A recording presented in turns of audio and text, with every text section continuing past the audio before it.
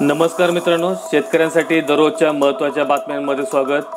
कृषी कामकाजावर आचारसंहितेचे सावट, कृषी आयुक्तालयात प्रलंबित फायलींच्या निपटाऱ्यास वेग।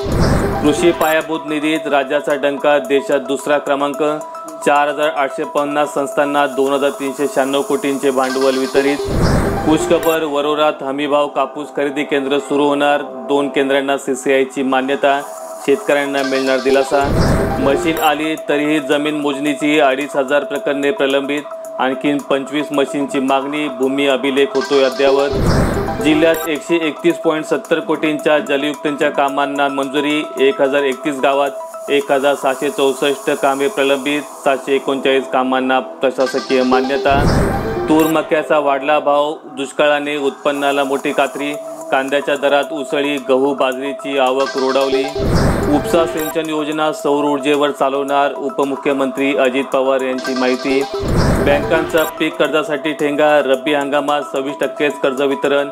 जिल्ह्यातील शेतकऱ्यांची अडचण, आर्थिक नड भागवण्यासाठी कसरत। शेतकऱ्यांना दास्ती अवकाळीची, धांदलगाई, हरभरा गहू सोंगण्याची।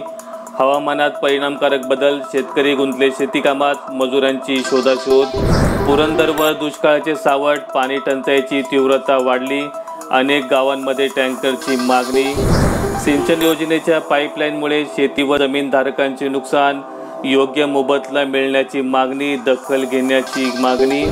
जिल्हा सकारात्मक, तोडगा नाहीच, केंद्रीय मंत्र्यांच्या शिष्टमंडळांबरोबर शेतकरी नेत्यांच्या चर्चेची तिसरी वेळ।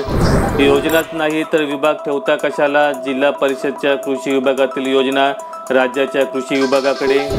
ताडपत्रीसाठी लाभार्थ्यांना मिळणार 85% अनुदान, वैयक्तिक सामूहिक लाभासाठी 20 फेब्रुवारीपर्यंत करा अर्ज। अशा दररोजच्या महत्त्वाच्या बातम्यांसाठी चॅनल सबस्क्राईब करा। धन्यवाद।